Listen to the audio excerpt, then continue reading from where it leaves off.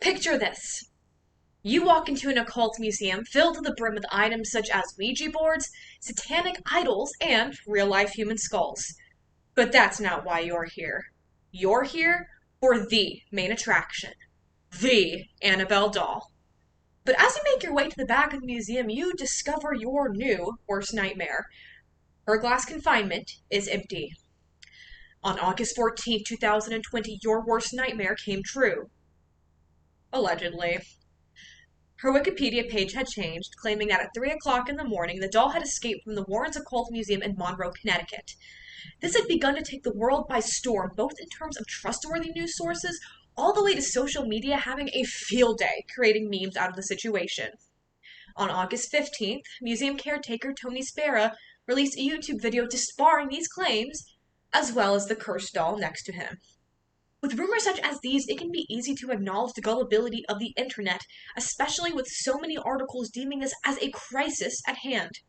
However, there is reason to believe that this situation is not as dire as it is made to be.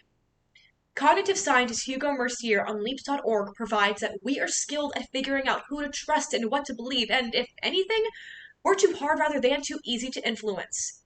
The one thing we need to stop believing in? Our own gullibility. With this in mind, we can ask, how does the internet's reaction to the haunted doll Annabelle's escape prove the exaggeration of the public's gullibility? To answer, we will examine Sasha Otley, Manin-Brici, and Alberto Acerbi's article, Misinformation on Misinformation, Conceptual and Methodological Challenges, published July 29, 2023, in the journal Social Media Plus Society, distinguishing the misconceptions of misinformation, applying it to the Annabelle escaping rumors, before finally drawing implications to answer our research question. There is no doubt that when it comes to media literacy, there are faults.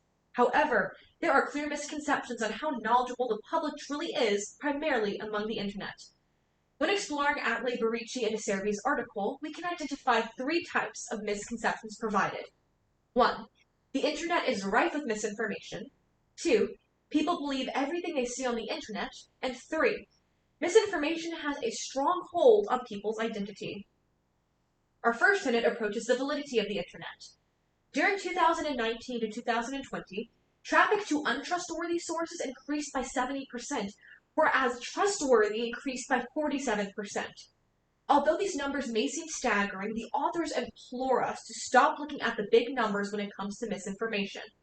They state that since the average US citizen spends less than 10 minutes a day looking at online news, misinformation takes up nearly 0.15% of that time. The internet is primarily used for entertainment and connection. Therefore, misinformation does not receive the same type of attention as accurate news does from reliable sources, and reliable news does not receive the same type of attention as literally everything else on the internet. Moving on to our second tenet, the myth that people believe everything they see on the internet. People will share posts, whether true or false, they perceive as more accurate. However, there is a difference in terms of why we share. Sharing and liking does not mean believing. The authors go on to continue that trust in the media is low, but trust in information encountered on social media is even lower. Finally, our third tenet involves the idea that misinformation has a strong hold on people's behavior. The authors claim that internet content does not necessarily change one's behavior, for they are already predetermined to believe said content. Their prime example was during the Obama administration.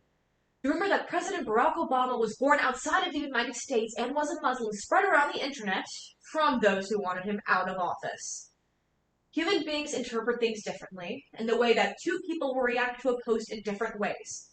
It is important to understand this when identifying the ways that individuals consume content online. Now that we have taken a closer look at the article, we can apply it to our artifact. Our first portion of the model, that the internet is rife with misinformation, can be seen through the lens of Tony Spera's video. Otley, Barici, and Acerbi provide that when people are looking for accurate news, they go to established news websites. The rumors were floating around for a single day before Spera uploaded the video, which was then pushed towards news platforms. Therefore, if anyone was confused about the situation after seeing the many memes online, they could simply go to our reliable source and find the correct answer.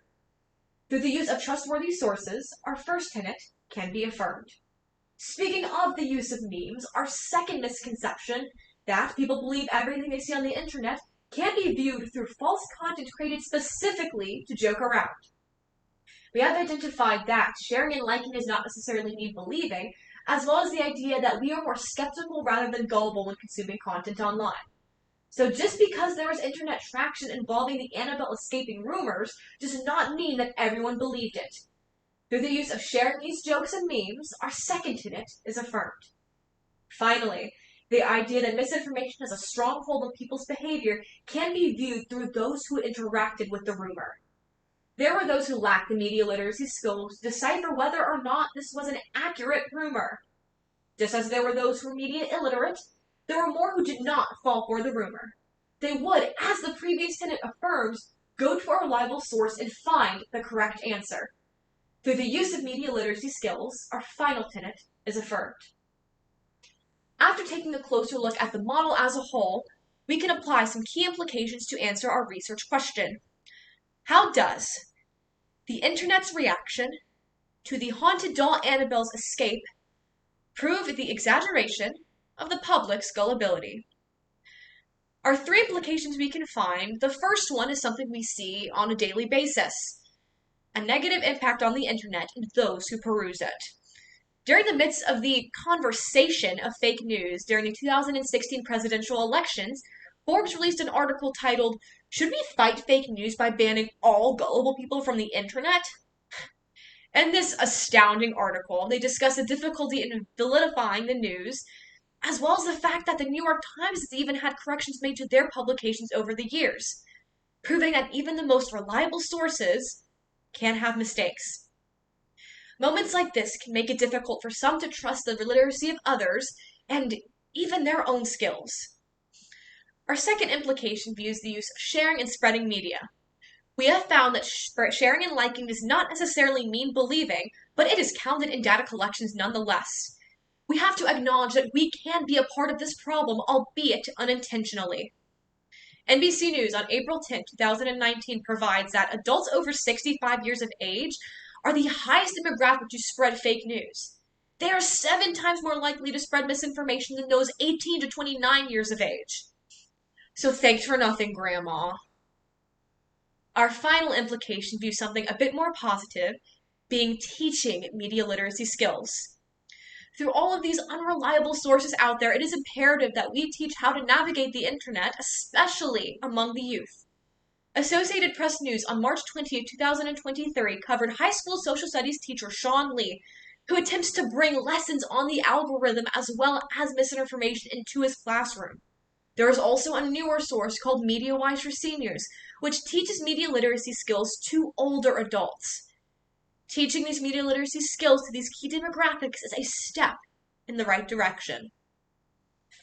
Today, we have analyzed Sasha Atley, Manon Barici, and Alberto Acerbi's article, Misinformation on Misinformation, applied it to the Annabelle escaping rumor before finally drawing implications to answer our question. Through realizing that we are smarter than we think we are, as well as the fear of being media illiterate, hopefully, more people in the near future will be able to navigate the internet in a safe, healthy, reliable way. I will say, though, if there's another Annabelle escaping rumor, this one's legit. We didn't buy it the first time, and she'd be on her A game. After all, it's been a weird couple of years.